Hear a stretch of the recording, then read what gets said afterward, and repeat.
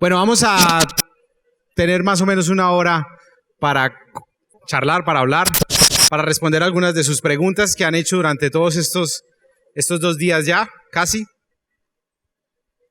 Y la idea es tener un tiempo chévere, que podamos disfrutar alrededor de la discusión. Hey, sí, hola, sí, va, sí. Gracias. Hay que probar. Sí. Bueno, vamos a comenzar. Vamos a coger, como decimos en Colombia, el toro por los cachos. ¿Por qué Zidane no quería a James? Ustedes dos españoles. Zidane no quería a James. Sí. O sea, ¿cuál es la teoría de ustedes? Yo es que todo lo que tenga que ver con el Real Madrid me parece mal. No se entiende nada. Sí, es que hay un eco muy fuerte. ¿No tenemos retorno aquí de nada? No hay, ¿cierto? No, bueno. Están hablando del Real Madrid, básicamente. A mí me da igual. A mí el Madrid es que no me importa, en absoluto. ¿Y Félix? A mí tampoco. Bueno, y en México, Paco, ¿por qué no querían a Osorio? No, tanto lo queremos que lo queremos cuidar de salud y por eso ya lo regresamos. Pero no, a mí lo interesante es que Osorio cuando estaba en México, los colombianos, pero ¿por qué no? Ya quisiéramos tenerlo y ahora que está, no, mejor no lo quisieron acá ustedes. Es algo interesante, no entendían su fútbol. Yo no soy mucho de fútbol, pero no entendían su fútbol, sin embargo... Lo que es la preadolescencia es algo... Es difícil tener conversaciones serias. Sigue, Paco. Muy interesante. La verdad es que no entiendo nada de lo que habláis. Es que no se entiende mucho aquí. Sí, es que hay mucho eco y no se escucha aquí casi nada. Como Sí, soy algo... bautista, las lenguas no las... Oye, pero para estar a tono, ¿alguien me presta una barba? La espiritualidad se mide en la barba. Me siento mal, hermano.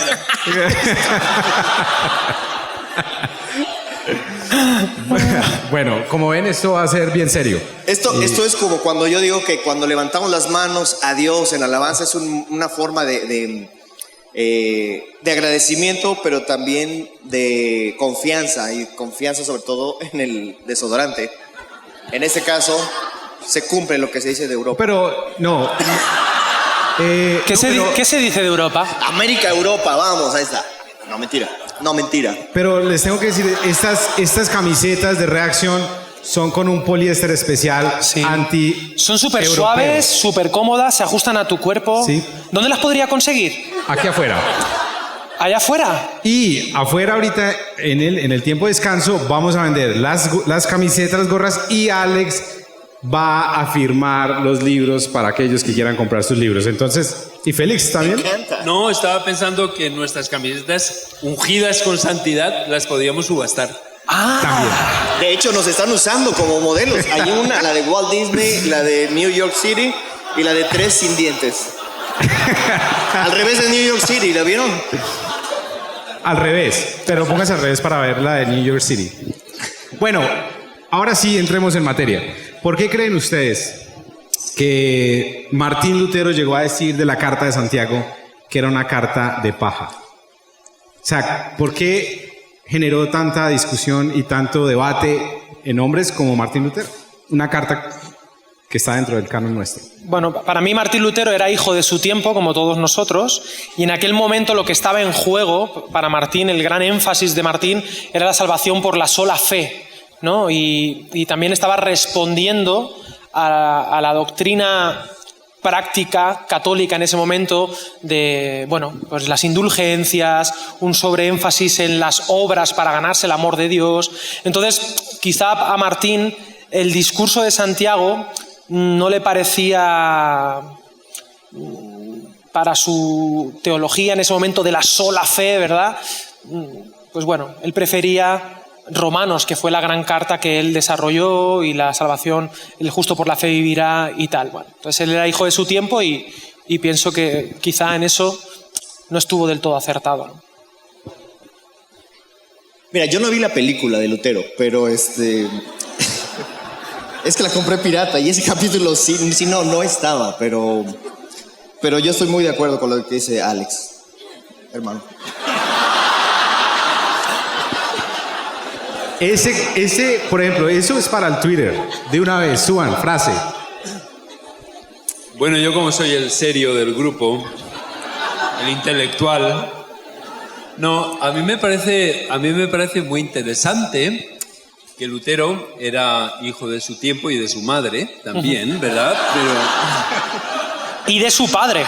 Eso no estamos seguros. Pero de su madre. Pero en su tiempo la influencia de la filosofía griega era muy importante. Y la filosofía griega siempre es una filosofía de opuestos. Es decir, o una cosa o la otra. Y me encanta porque el pensamiento hebreo, como muy bien lo manifestó Jesús, no es un pensamiento de opuestos, sino esto es necesario hacer sin dejar de hacer lo otro. Entonces nosotros tenemos la tendencia o a libre albedrío o predestinación, o fe o obras, o el fruto del Espíritu o el don del Espíritu.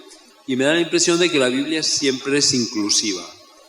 Y creo que Santiago, muy bien, lo único que nos da es una perspectiva diferente de un tema como es la salvación. Yo no lo veo como opuesto, sino como complementario. Y estas tensiones que a veces se dan en el campo cristiano como salvación, hay libre albedrío y predestinación, simplemente responden más a una concepción griega de nuestro pensamiento que no a la manera en que la Biblia lo entiende.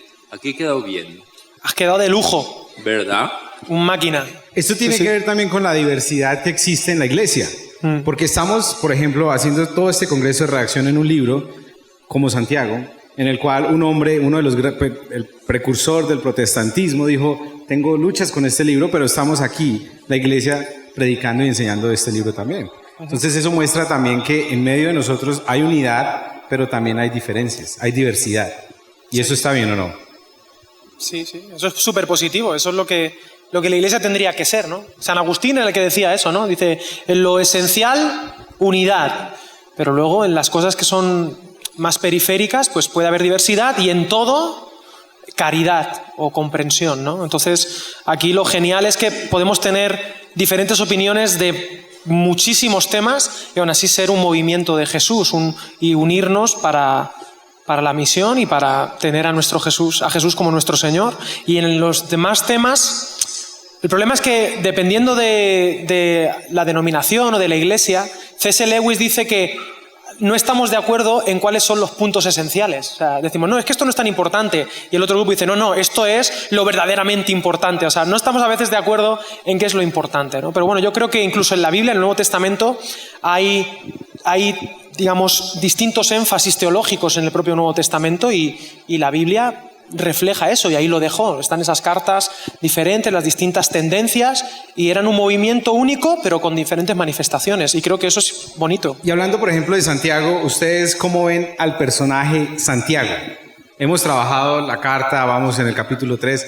¿Cómo se lo imaginan ustedes? ¿Cómo lo ven a este hombre tan fundamental en la iglesia de Jerusalén en ese momento?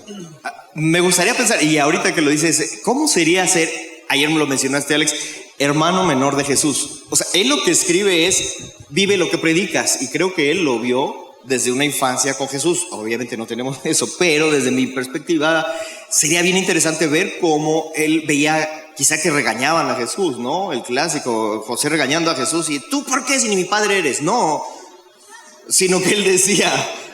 claro, se sujetaba a sus padres, y entonces por eso pudo explicar, porque vivió de muy cercana manera la vida de Jesús, viendo a su hermano teniendo que detener su espiritualidad. Jesús, ten ese pollo. No ores por él porque resucita. Viendo tan de cerca hacia Jesús, es una perspectiva mía, ya sabes, soy enfermo, pero qué bonito es que podemos resumir esa carta cuando dice, lo que estés hablando, vívelo. La fe sin obras es muerta. El poder de tu lengua, lo que viene desde aquí. Porque si no tienes una vida comprometida de siempre, disciplinada, que va creciendo bajo autoridad y todo, entonces no vas a poder ser trascendente como lo que yo de primera mano vi desde el punto de vista familiar y después social, creo yo. Santiago Félix, seguramente escuchó el Sermón del Monte de Jesús. Y de hecho Santiago es eso, es otra aplicación al Sermón del Monte. Pero en ese momento no lo creyó, y después de muchos años pasó. Bueno, yo creo que Santiago no escuchó el Sermón del Monte. porque Santiago estaba en la época en que consideraba que Jesús estaba un poco tocado del ala, como yo hubiera pensado si mi hermano me dice que es el Mesías, ¿no? Mi hermano mayor me dice que es el Mesías, yo pensaría que has bebido hoy, ¿no? Que te has metido en el cuerpo, ¿no? Pero yo creo que me da la impresión de que la conversión de Santiago, por lo que podemos deducir del libro de los Hechos, es algo posterior a la resurrección de Jesús. Lo que a mí me gusta mucho el libro de Santiago porque mientras que Pablo tiene una increíble influencia griega, y a veces a Pablo has de leerlo 5 veces para poder entender qué es exactamente lo que quiere decir, yo veo una similitud en el libro de Santiago con los evangelios, que va al grano, es claro, es conciso, es específico, son cosas muy poco abiertas a especulación, ¿verdad? Y veo que mientras que Pablo, siendo judío, tiene una gran influencia del pensamiento griego y en la manera de desarrollar los argumentos, Santiago es judío hasta la médula. Y vemos que es como los evangelios, pum, pum, pum, esto es así, y lo que hay es lo que hay que hacer. Entonces, a mí me cae simpático a Santiago, entre otras cosas porque estoy seguro de que era el hermano segundo, como yo, ¿verdad? Entonces, me siento muy identificado con él. Exacto, muy bien. No, está bien. Santiago... Yo siempre he pensado que Santiago fue un tipo que al principio pensaba que su hermano estaba mal, estaba loco, de hecho, su familia lo tenía por fuera de sí, ¿no? Sí. Pero que lo que llevó a Santiago a creer en Jesús fue esa coherencia de que vio a su hermano llevar hasta las últimas consecuencias lo que decía, lo que predicaba, ¿no?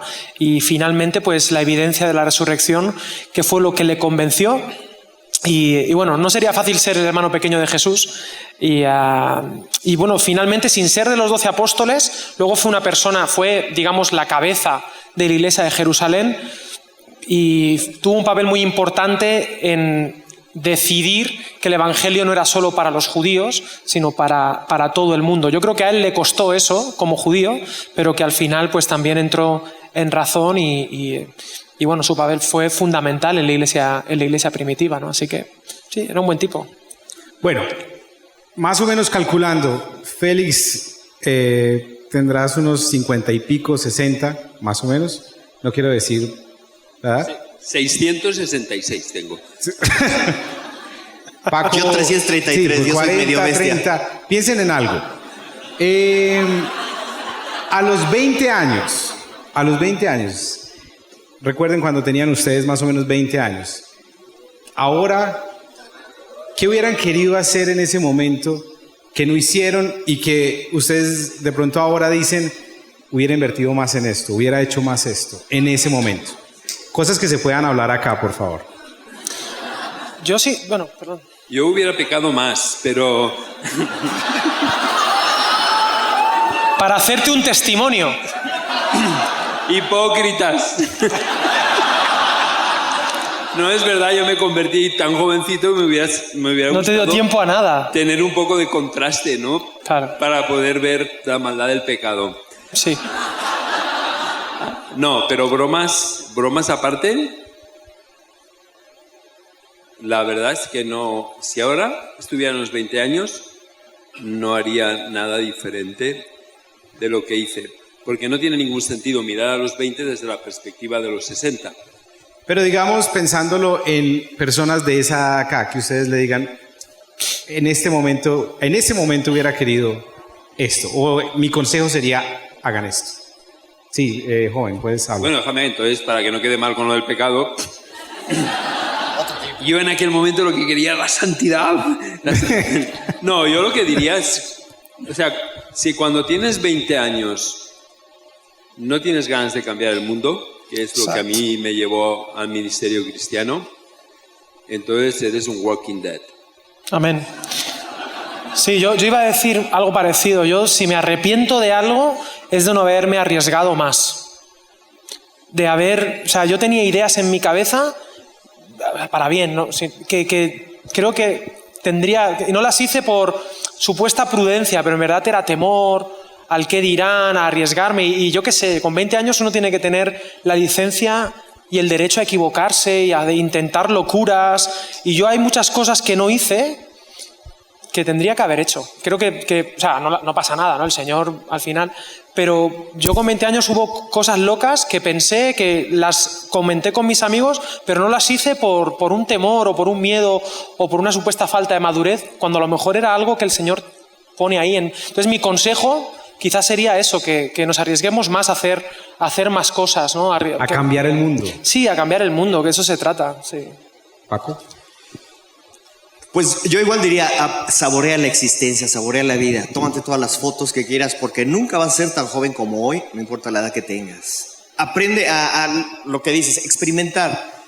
Hoy en día nosotros, una generación que estamos en transitoria, buscábamos las cosas y un instructivo para que nos dijeran cómo hacerlas, y buscábamos mucho en la vida cristiana que nos dijeran qué era lo bueno, qué era lo malo, y sobre eso seguir. Después de un tiempo te das cuenta que hoy todo es intuitivo, todos los aparatos, todo es para que experimentes, y el cristianismo, desde mi punto de vista, Jesús simplemente les decía eso: ven y ve, experimenta, lo más que lo teórico, vívelo, disfrútalo y vas a ir aprendiendo. Y si Él está de nuestro lado, entonces nos va a llevar a diferentes situaciones espirituales. Yo diría también viaja, conoce, y si no puedes viajar físicamente hacia otro lado, ahorita tenemos la maravilla de internet que lo podemos usar también para bien, y podemos ahí conocer muchas cosas. Conoce a otras personas, no te cierres, porque cuando estamos cerrados a nuestro minimundo, y tristemente muchas iglesias, desde mi perspectiva, se han cerrado en sí mismas y limitan aún a la gente. El miedo, tú mencionas el miedo limita la creatividad, las ganas de hacer. Ok, ¿sabes qué? Hazlo. Pero es que tengo miedo, pues hazlo con miedo, dicen por ahí. Entonces, yo creo que saborea la existencia, se nos va muy rápido. Es como la vida, como neblina, lo dice Santiago, se nos va de inmediato. Es como cuando compras un chocolate, pones tu chocolate y las primeras cucharadas avientas copeteadas y parece más azúcar y te duelen los dientes, pero cuando se va acabando, le vamos, ni se ve la leche, se sigue viendo blanca con esa cucharada. El shampoo, estamos bañándonos con el shampoo nuevo, hacemos cuernitos, lo desperdiciamos, microfoneamos, pero cuando se va acabando le echamos agua para que queramos. Así es la vida. Ya llegamos en un punto en el que quisiéramos hacer más. La experiencia que se tiene, como que dices, ¿y ahora qué? Denme tiempo, lo único que quiero es tiempo. Por eso aprovechen el tiempo, muchachos. Luego se tienen que andar disfrazando de pubertos a esta edad. Nos vemos mal. Yo. No. Nada que añadir. Bueno, alguien preguntó a propósito del temor y del miedo que a veces uno puede tener a esa edad, y bueno, y toda la vida muchas veces. Alguien preguntó, ¿la fe vence el miedo o se puede tener fe y miedo a la vez?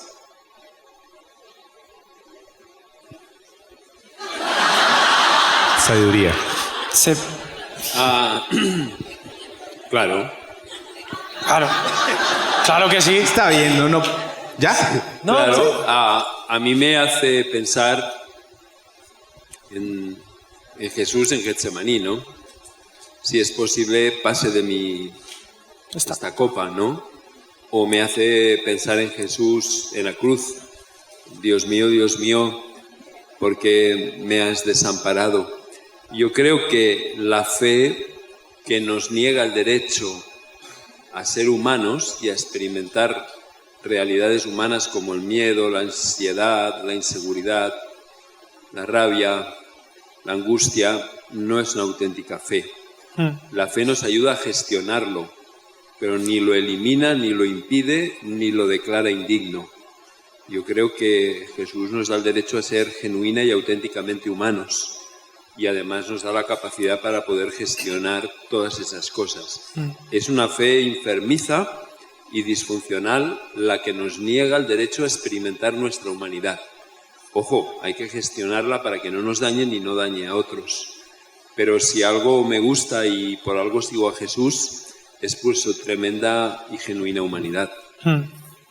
Yo añadiría que es que las propias palabras, o sea, no se puede tener valor si no se tiene miedo. O sea, una persona que no teme a nada no es una persona valiente, es un inconsciente. O sea, el valor se ejerce en tus miedos. La fe, lo hablábamos ayer, se ejerce en tus dudas. Una persona que está segura de todo no necesita fe. Una persona que no tiene miedo de nada no necesita valor.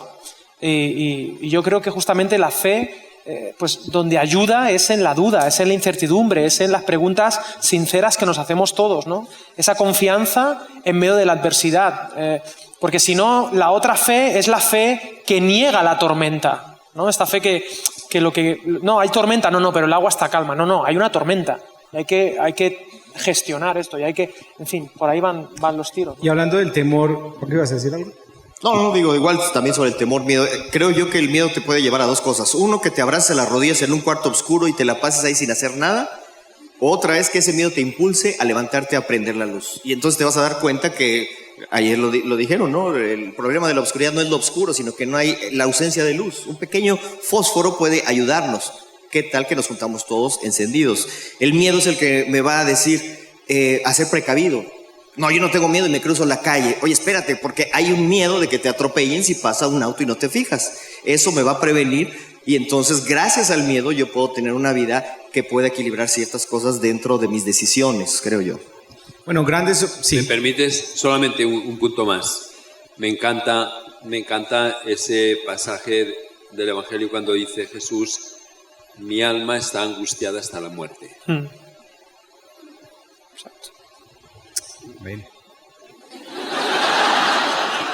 Que sí. Oramos. Y el amor echa fuera el temor. No sé, pero me sonó. Mira, Y Jesús lloró. Y como Y más vale pájaro en mano que ciento muerto. No, y como citan a tanta gente que yo en mi vida había escuchado, lo dice el profeta Richard Arjona: Jesús es verbo, no sustantivo. Y como dice MacArthur, Malditos japoneses. No, bueno, es otro MacArthur. colabórenos, por favor, que hay gente aquí. Hombres de la Biblia dudaron. Santiago dudó, no creyó al principio, luego viene a ser uno de los grandes líderes de Jerusalén. Juan dudó en el momento de la cárcel y le mandó a preguntar a Jesús: dime si eres o no. O esperamos. La duda es parte del ser humano, el temor, la fragilidad. Cuando estos espacios los buscamos por eso mismo.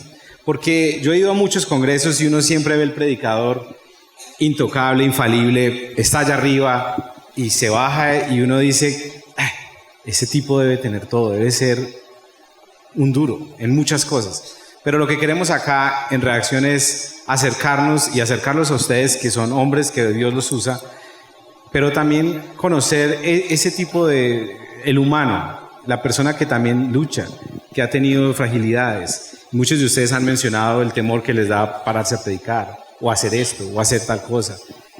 Hablemos un poquito de eso. ¿alguno de qué? Hablemos un poquito de eso, ¿De qué? de la fragilidad.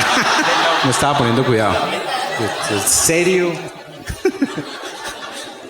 Es que se me desconecta el sonotone. Bueno, por ejemplo, y hablando del miedo, ¿no? Yo vengo de una familia extremadamente pobre. Desde niño yo tuve que trabajar para poderme ganar la vida.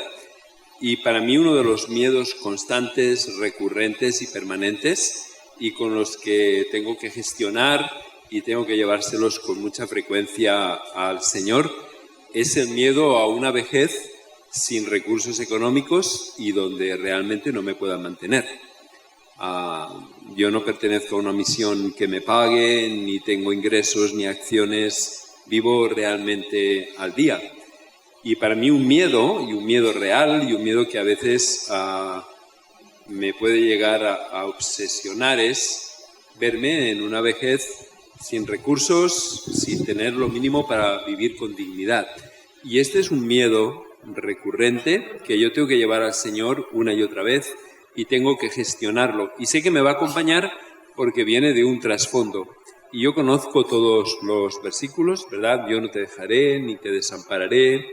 Miro hacia atrás y veo que el Señor ha sido fiel, pero a la vez también me da mucha seguridad y me da mucha tranquilidad el poder ir al Señor con mis miedos, con mis inseguridades, con mis angustias, y ni sentirme rechazado, ni sentirme despreciado, ni asqueado de parte de Dios. Pero yo creo que esta inseguridad, este miedo, fruto de mi de mi niñez, fruto de experiencias pasadas, es un miedo recurrente. No sé si me estoy sabiendo explicar. Y no lo puedo evitar, lo puedo gestionar, pero no lo puedo evitar. Y sé que me va a acompañar siempre. Y sé que aunque mire hacia atrás, cuando miro hacia atrás solo puedo ver fidelidad.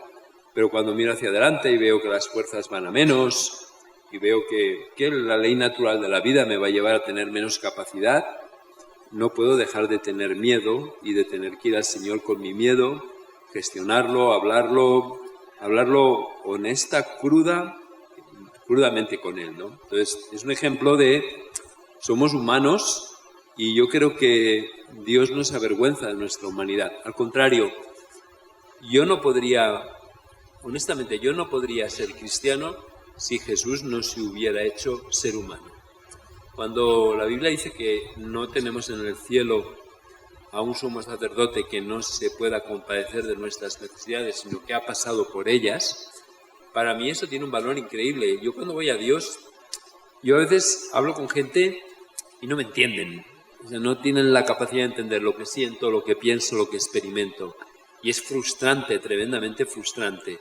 U otros me acusan de no tener fe, de no confiar lo suficientemente en Dios.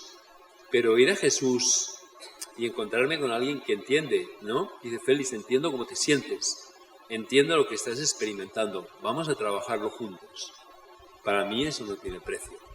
En este área y en tantas áreas de mi humanidad, que si no pudiera ser honesto delante de Dios y hablarlas con Él, es que sería realmente una locura, ¿no? Poder vivir la vida cristiana. Sí. Se admiten ofrendas. Ofrendas de por vida. Bueno, yo es que creo que eso que dices tú, esa problemática, es fruto de una mala pedagogía del escenario, ¿no? Ayer lo hablábamos. La gente que se sube aquí no son ni cristianos 2.0, no son superálguenes. Y quizá yo hablo por mí y por Félix, probablemente, y por Paco Fox. Mira, yo es que a veces pienso que Dios elige a los peores. A veces, como que el Señor dijo, a ver, Alex está tan mal. Yo, en serio, si pasaseis 24 horas en mi cabeza, no me volvéis a invitar a predicar en vuestra vida. Y lo digo en serio, no es ni falsa humildad ni historia de esas, es la verdad. Pero yo qué sé, pues esta es mi manera de servir a la gente.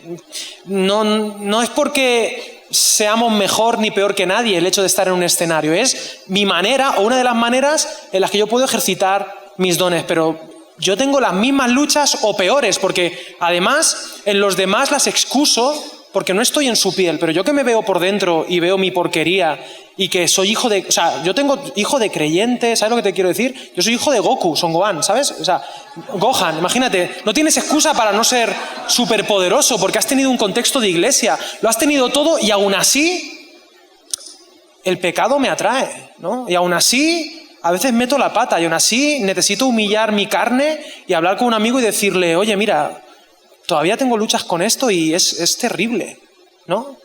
O de repente descubres pecados nuevos, porque somos súper creativos para inventar pecados nuevos. Y es la verdad, pero y no pasa nada, ¿no? Y esta pedagogía del super alguien de que dice, claro, yo estoy aquí porque yo he pagado el precio, ¿no? A veces se predica esto, ¿no? Yo es que estoy aquí porque yo soy un cristiano mejorado, ¿verdad? Pues no necesariamente. Yo creo que cuando Dios dijo Félix, voy a hablar de Félix, cuando Dios pensó en Félix, dijo, a ver, o le pongo a predicar y a servirme intensamente en contextos eclesiásticos, o se le va a ir la cabeza. Se le va a ir la olla a Camboya, así que lo voy a tener como predicador, como parte de su terapia. Y esto es súper importante. El servicio al Señor es mi terapia. Dios me está sanando a mí mientras sirvo a los demás. Y esto es súper bonito. Que Dios me cura mientras curo, ¿no? Y yo creo que el Señor nos está llamando a todas así, sea cual sea las luchas, ¿no? Cualquiera, ¿no? Desde las más top que todo el mundo, ¿no? Porque ahora siempre se dice, y perdóname, que creo que es un tema interesante, siempre está el típico profeta que dice, no, es que yo creo que aquí hay 3 jóvenes, hay 1000 personas, ¿no? Hay 3 jóvenes que están luchando con un pecado sexual no confesado. 1, 2 y 3. O sea, Y he dicho jóvenes, que ya tendría que sentir halagado. Pero es absurdo. Quiero decirte, aparte de los típicos, y estamos todos hechos de la misma pasta y se expresa de maneras diferentes, pero ¿tú crees que Dios no ve eso? Y a mí lo que me encanta es que Dios lo ve y dice, te amo, te quiero con locura, cuento contigo. Y eso no es licencia para pecar 007, pero es esperanza para el pecador. Así que, no sé, o sea... Adelante, sigue con tu terapia. Sí, ¿Y qué más? Platícame más de tu infancia. ¿Cómo sí. ese perrito que...? Pero Alex es hijo de pastores. No, yo gracias a Dios no me crié como hijo de pastor y eso me ahorró bastantes traumas, pero... Sí, porque los hijos de pastores lo pasan muy mal. ¿Sabes por qué? Te voy a explicar por qué. Porque la gente, como hemos dicho que los pastores son superálienes, cosa que no es verdad, damos por hecho que sus hijos tienen que ser, pues eso, si el padre es Goku, pues el hijo tiene que ser Gohan, Goten o... Son Goku. Claro, Son Goku, sí, eso es lo que estoy diciendo. Entonces, ¿qué pasa? Son Goku. Es que tarda de llegar. No, sí. Hay niveles, ¿eh? Siempre hay clases. No, pero la cosa es que la gente tiene unas expectativas en el hijo de P que no tienen en otros. Y eso es malísimo. Es malísimo también para el pastor, porque el pastor no es ni mejor ni peor que nadie. Ocupa un cargo, una función, pero es uno más también, ¿no? Dice, apacentad la grey de Dios que está entre vosotros, ¿no? Tú eres uno más, solo que cumples la función, ¿no? En fin, mi papá es pastor ahora, pero yo en mi juventud no tuve que cargar con eso. Y gracias a Dios, en serio, lo digo, porque en este sistema evangélico parece que exigimos más a los hijos de pastores. Y ser pastor es una función dentro de la misión, como ser también, no sé, ser un economista cristiano que también vive a tiempo completo para Dios, en un sentido. No sé si me explico con esto, ¿no? Entonces, bueno, en resumen, aquí no hay superálienes. Aquí hay varias cosas. Una es digamos, el poner el liderazgo en un pedestal, que uno no ve eso en el Nuevo Testamento, pero también acabas de mencionar un punto importante y es la diferencia o la división que hemos hecho nosotros de lo secular y de lo espiritual. Esto es importante también. Sí, súper importante. ¿Félix? Me encanta que me... ¿Cuántos? No veo muy bien. ¿Se puede encender un momento la luz? No. Sí, ya las van a poner. No, eso es apagar. Encender. Off. Cada vez estoy peor. Para ver la gente. Ahora. Ahora, muchachos, ¿pueden marchar para no estropear la estética y poder ver a las muchachas? No, simplemente... No. ¿Qué está tomando? Es que no saben ustedes lo que estamos tomando. El milagro se repitió, hermano. Aquí convierten el agua en ginebra. O en tequila, aleluya. Lo ungió. No. Agua diente. No, lo que quería es... No, simplemente... Lo mío es agua. No me apagues. Lo mío es agua. Ahora que me estaba inspirando... No, lo que quería saber es, solamente para hacer un promedio y ver la cantidad, ¿no? ¿Cuántos de ustedes están dedicados al ministerio a tiempo completo? Si pueden levantar la mano. Los que estén en el ministerio a tiempo completo. Levanten bien porque es que si no, no veo. Esto habla por sí solo. Me voy a sentar porque si no predico. No, está bien. Ya pueden apagar las luces para no verlo. Pero fíjense qué interesante. Hemos creado una falsa doctrina que dice que hay unos que están dedicados al ministerio a tiempo completo. El 90% de ustedes ni se creen, ni viven, ni han entendido que están en la misión a tiempo completo.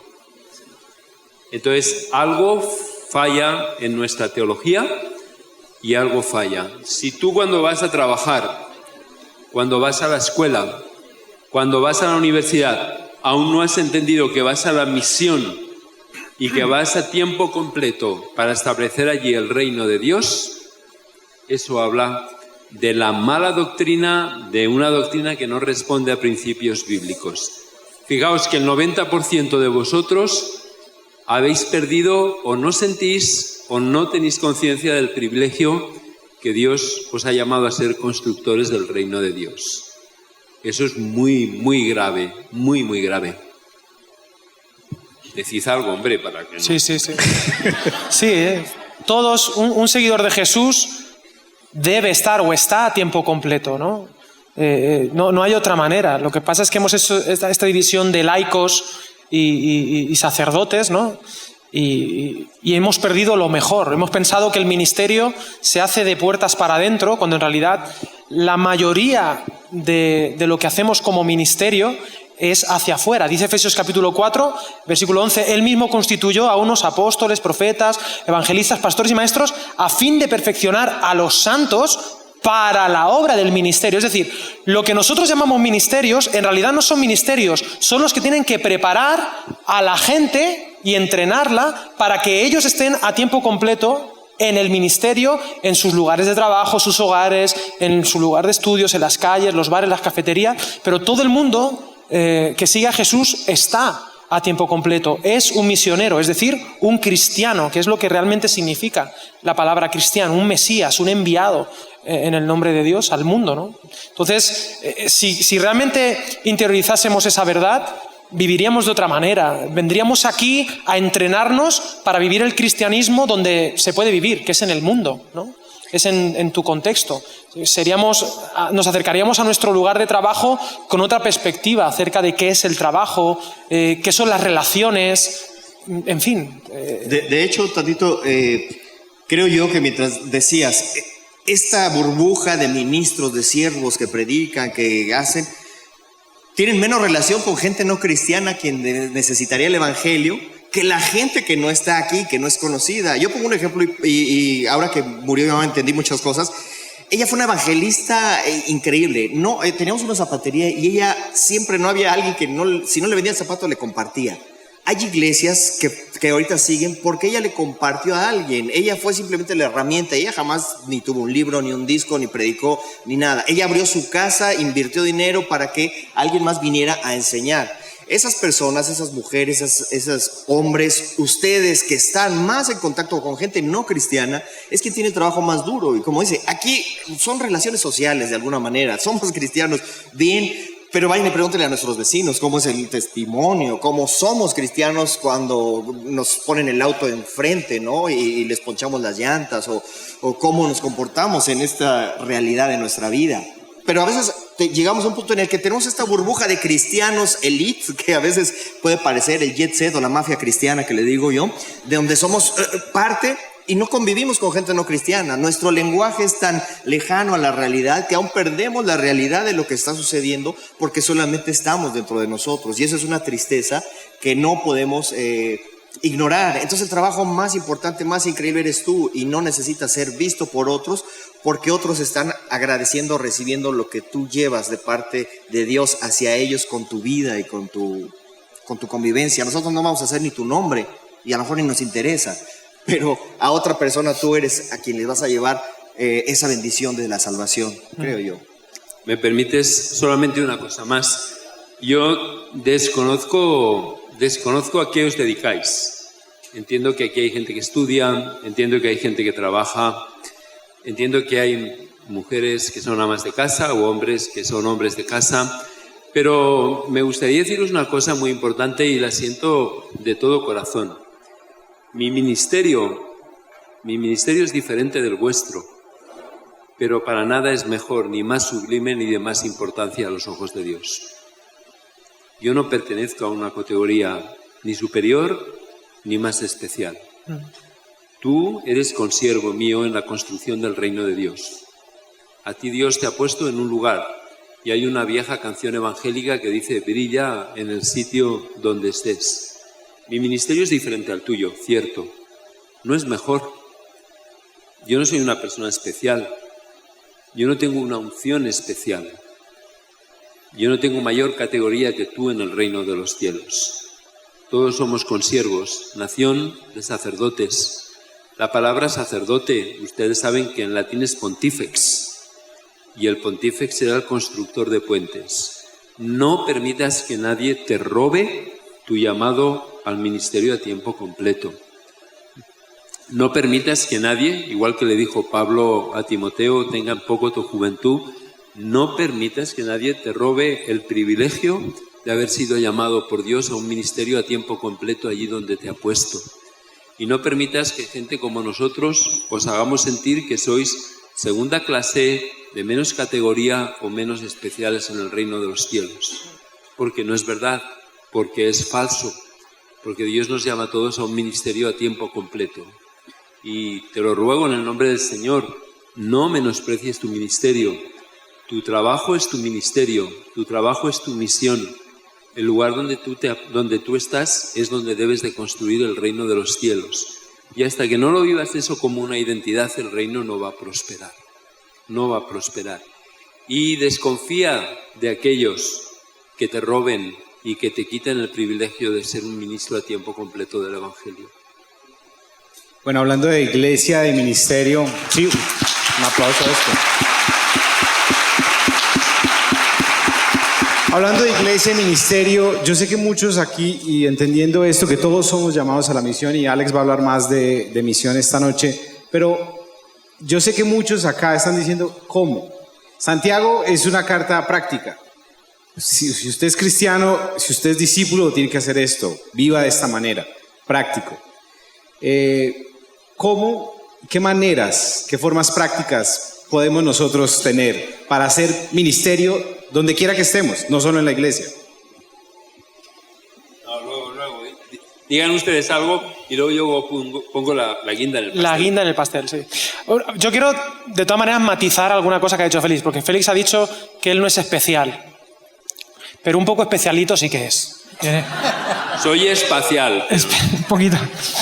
Bueno, maneras prácticas. Por ejemplo, una manera muy práctica es una de las cosas que más la gente necesita y que uno puede hacer un ministerio precioso es escuchar a la gente. La gente necesita ser escuchada. A mí me gusta pensar que Dios es el Dios que escucha y luego responde porque Él escucha el clamor, ¿no? Y yo creo que hay una sociedad donde hay mucha comunicación, pero la gente no se escucha los unos a los otros. Y creo que tenemos que ser una iglesia que escucha a la gente y que invirtamos tiempo en las personas. Vivimos como la parábola del buen samaritano, vivimos en cosas religiosas tanto que no tenemos tiempo de ver la necesidad del momento, ¿no?, de la persona. Y yo creo que esas dos palabras, ¿no?, escuchar a la gente e invertir tiempo en las personas, son dos cosas súper prácticas que a mí me cuestan, pero que creo que es una de las cosas más importantes que en el ministerio podemos hacer. Serían dos ejemplos: invertir tiempo y escuchar. Algo sencillo que la gente también espera es que le sonrías. A veces los cristianos hablamos mucho de gozo, pero no sabemos sonreír. Y a veces no sabemos cómo llegar a una persona, rompe el hielo, a lo mejor con un comentario que no tiene nada que ver, practícalo. Es como cuando te metes a un elevador. Es una situación tensa, un pequeño espacio, no te conozco. ¿Qué es lo que hacemos? Volteamos a ignorar al que está junto y a ver si los números cambian su secuencia. Pero no, siempre van a ser los mismos. Pero si tú volteas a ver a esa persona, aún con el temor, y le haces una sonrisa forzada, esa sonrisa forzada te da como respuesta una sonrisa natural. Si tú haces un comentario trivial, ¿verdad? Trivial, es que trivial es otra cosa, pero trivial, empiezas haces que esa persona te conteste, rompes el hielo y empiezas a hacer algo. Pero los cristianos somos muy acartonados, amargados. Nos hemos heredado de cierta religión el que no podemos sonreír, el que no podemos estar con alegría, el que todo debe de ser tenso y cuidado porque Dios está con un bar esperando que tengas. Y tampoco soy de la idea de que los cristianos somos divertidos, tampoco es exceso, sino entender que la gente necesita un saludo, un abrazo, me preocupo por ti, te escucho, te veo, ¿en qué te puedo ayudar? Somos siervos, estás diciendo, cuando dice el siervo del Señor, aleluya, y lo levantamos tanto que se nos olvida que ser siervo soy el tapete que se debe de poner ahí para que una persona que no conoce a Jesús pueda llegar a la cruz. Entonces estoy dispuesto a ser pisoteado, pero es un honor para mí el que puedan llegar a ese conocimiento. Tenemos que entender eso, que el que menos se hace es el que más recibe y la alegría de dar. Pedro, por hacerlo práctico, a mí, como soy hermano segundo, como Santiago, por hacerlo práctico, Pedro dice en uno de los discursos evangelísticos en el libro de los Hechos, dice, hablando de Jesús, dice, anduvo haciendo bien a todos y Dios estaba con él. Y fíjense ustedes, yo esta mañana les comentaba la oración que mi esposa y yo hacemos cuando nos levantamos en la mañana. Señor, hoy vamos a interactuar con gente. Gente que se lo merece y gente que no se lo merece. Ayúdanos a añadir valor a la vida de la gente. Ayúdanos a bendecir. Ayúdanos a hacer el bien. Ayúdanos a ser sensible al que está triste, al que está necesitado, al que necesita una mano, al que le vamos a servir por medio de nuestro trabajo. Ayúdanos a poder añadir valor a la vida de la gente. Porque cuando hacemos el bien, imitamos a nuestro Padre, que de una manera indiscriminada hace el bien al que se lo merece y al que no se lo merece. Nunca nos parecemos más a nuestro Padre y cumplimos más la misión y el ministerio que cuando hacemos el bien a otros. Hagan ustedes bien a todos. Eso es lo que nos dice Pablo. Pablo, escribiendo a Tito, dice que Jesús murió para poder redimir para sí un pueblo, y me encanta lo que dice la versión Reina Verdadera, que como dice él es la reina de las versiones, ¿verdad? Dice, un pueblo celoso de la práctica del bien. Celoso de la práctica del bien. El hacer el bien está al alcance de todos nosotros. Imagínense ustedes el potencial que hay aquí, los miles de creyentes que hay en Colombia, cada día yendo a la misión, simplemente a añadir valor a la vida de la gente, a bendecir, a hacer el bien. Yo creo que cambiaría de una manera dramática. Bueno, terminemos hablando de la iglesia. Uno cuando está desde afuera ve las cosas desde otra perspectiva. Ustedes dos están en España, Paco en México. ¿Cómo ven la iglesia en Colombia? ¿Qué cosas bonitas ven en la iglesia acá? Las mujeres. Sí, eso es verdad. Oxígeno. Pero, oxígeno, ¿qué cosas oxígeno. también ven que tenemos que ser cuidadosos para no cometer los errores que otros han cometido? Esta es la pregunta que a Alex siempre le gusta responder, porque él es un gran pensador y observador. Sí. Muchas El gracias. lenguaje coloquial es un criticón. No, a ver, cosas buenas, por ejemplo, uno echa en falta a veces en España, por ejemplo, esta pasión que la gente pone por las cosas, ¿no? Y en el Evangelio se ve esa pasión, ese fuego de alguna manera, y eso es positivo. Ahora, creo que las mejores virtudes que la gente tiene, sus sombras, luego son los mayores defectos, ¿no? Y la iglesia en Colombia es una iglesia aparentemente fuerte, en algunos lugares numerosa, llamativa, pero a veces me da la sensación de que es como, siempre te pongo el mismo ejemplo, es como un océano con mucha amplitud, o sea, que abarca mucho, pero con muy poquita profundidad. Y entonces eso pues refresca, pero si viene un poquito el sol de las pruebas, se va a diluir, ¿no? Y a veces los números pueden ser muy engañosos, porque el Señor no nos ha llamado a llenar locales, ¿no? Sino a transformar corazones y por consecuencia sociedades, ¿no? Entonces, bueno, hay que hacerse la pregunta final, porque para mí el avivamiento no es solamente... O sea, el avivamiento comienza con transformación espiritual, pero si no se traduce en transformación social, es un avivamiento un poco raro, ¿no? Y los números pueden ser engañosos. Siempre pongo el mismo ejemplo. Las mega iglesias más bonitas del mundo están en Europa. No están en Latinoamérica ni en Estados Unidos. En Europa tenemos catedrales preciosas, pero esos números que teníamos hace décadas o cientos de años en algunos lugares, hoy en día la pregunta es si está siendo relevante en la cultura europea o simplemente ahora son museos, porque pensando que estábamos ganando la batalla con los números, perdimos la batalla cultural, la batalla por el corazón de las personas, ¿no? Y podemos ser muchos, pero la mies es mucha y los obreros son pocos, y creo que si vivimos en este evangelio donde lo que nos importa es la masa que nos sigue, pero no estamos haciendo discípulos y poniéndole cara, rostro a cada persona, pues en unos años eso puede pasarle factura a la iglesia, no en Colombia, en Latinoamérica, ¿no? Y bueno, es algo que se puede trabajar, pero creo que tenemos que cambiar nuestra manera de entender qué es ser iglesia, lo que comentábamos de estar a tiempo completo, ¿no? Esto tiene que cambiar radicalmente, porque hay tanto trabajo que necesitamos que todos estemos a tiempo completo. Si no, seremos simplemente consumidores del evangelio, y eso es peligrosísimo, porque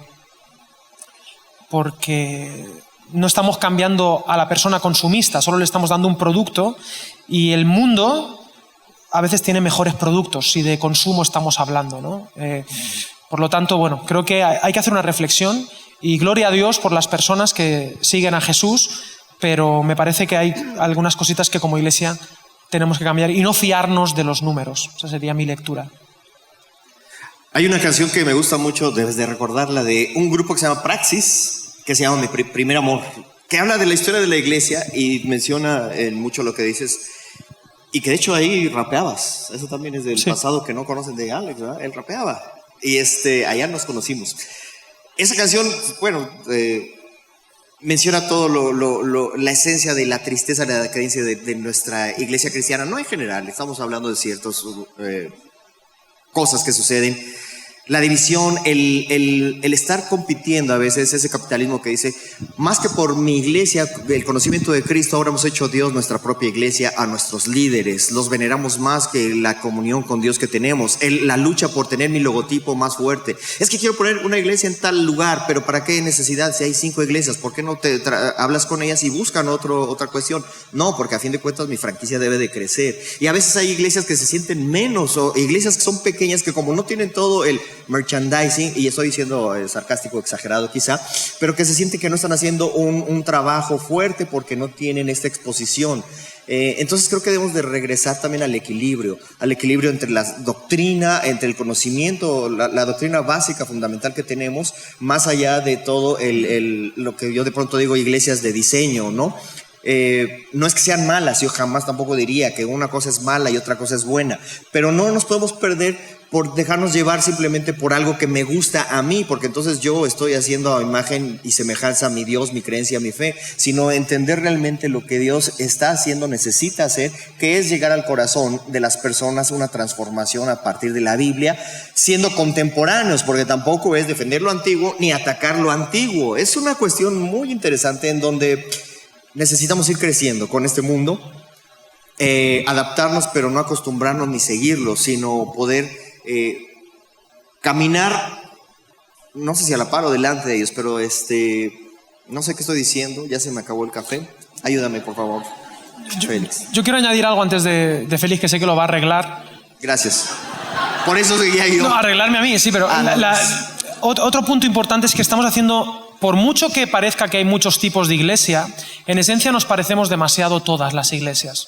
Yo le llamo la iglesia teatro o la iglesia clase de universidad del siglo XV, ¿no? Que es el modelo de todas las iglesias. Y con ese modelo de iglesia se puede alcanzar un tipo de personas, un tipo de familia, pero ¿por qué no imaginamos la iglesia como la ve Dios, ¿no? Y cómo Dios ve iglesia donde hay 2 o 3, ahí estoy yo, ¿no? En medio de ellos. Y ¿por qué no podemos imaginar otros modelos de iglesia, otros modelos de comunidad que son tan iglesia como una iglesia con bancos y con escenario?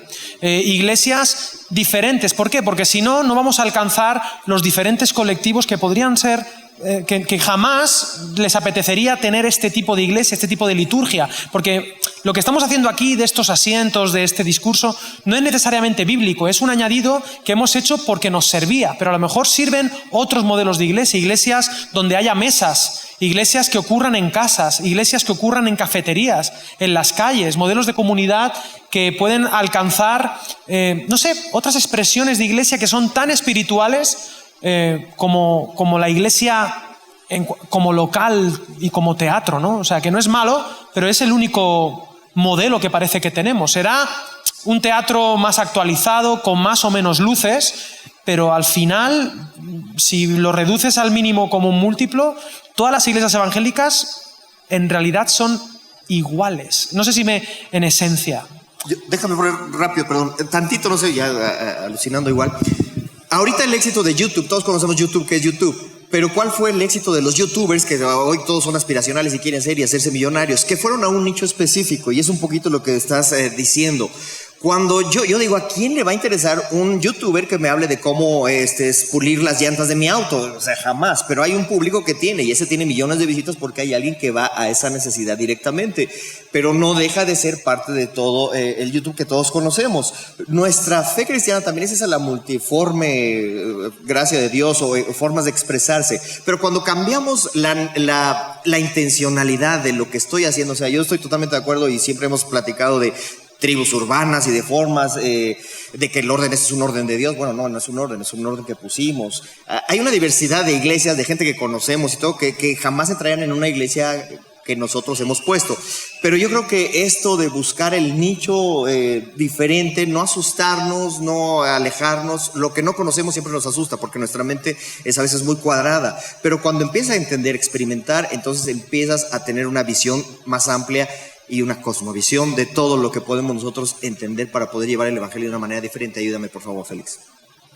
Sí, querido hermano. Te paso la estafeta.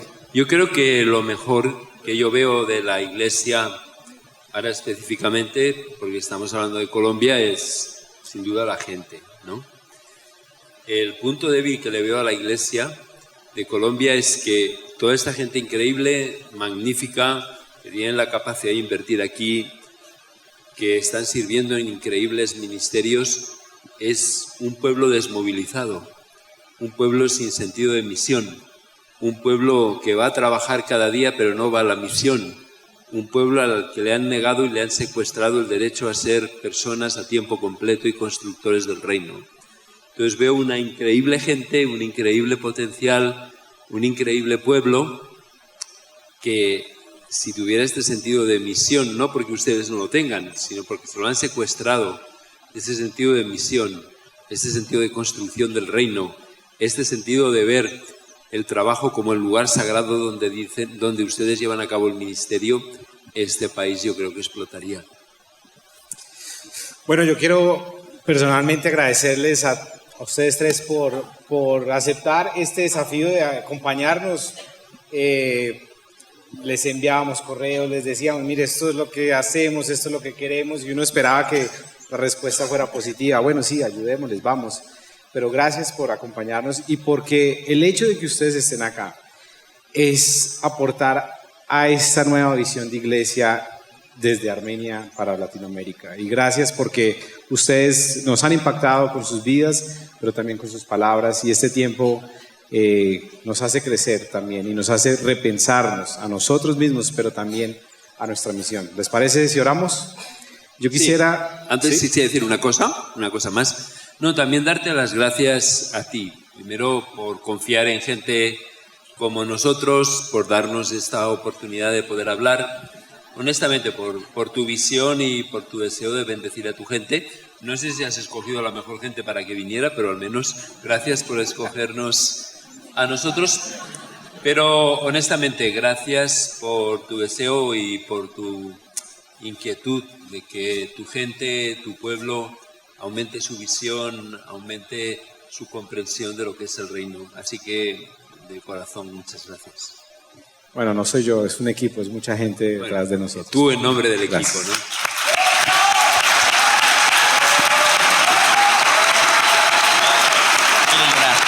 Quiero llorar.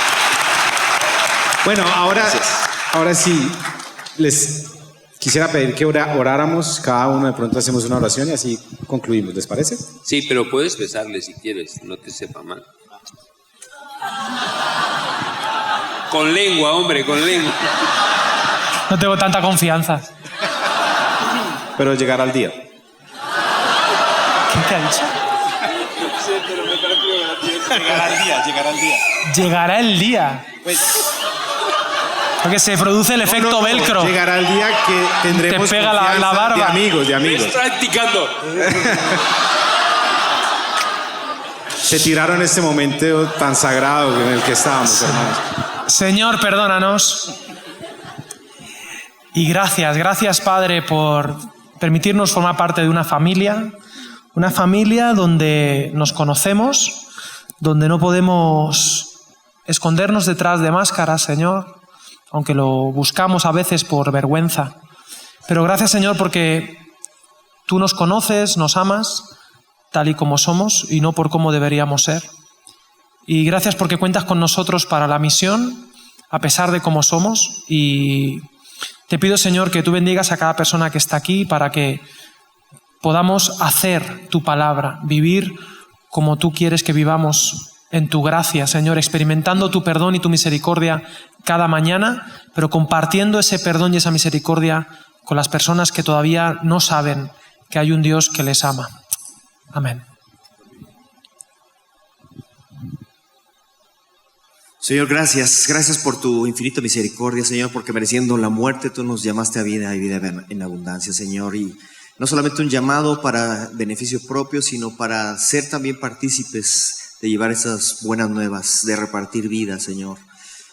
Gracias, Dios, porque a pesar de nosotros mismos, tú estás esperando que tengamos una reacción en nuestra vida, que podamos ser trascendentes, no para que nos vean a nosotros, sino para que vean lo que tú has hecho a través de nosotros. Y Señor, tal vez no somos el mejor ejemplo, pero tú nos ves como algo que ya está terminado, Señor, y a través de esa fe nosotros queremos ponernos delante de ti, Señor. Morir a nosotros para que seas tú el que crezca, el que esté, y que podamos, Señor, sentirnos un día tal vez satisfechos cuando estemos delante de ti, Señor, que tal vez no hicimos todo lo que queríamos, pero que caminamos en tu voluntad, y que tú lo hagas, Señor, en nosotros. Tú eres el que pones el querer como el hacer, Señor. No importa si nosotros queremos correr, hacer ideas, si no nos sujetamos a tu voluntad.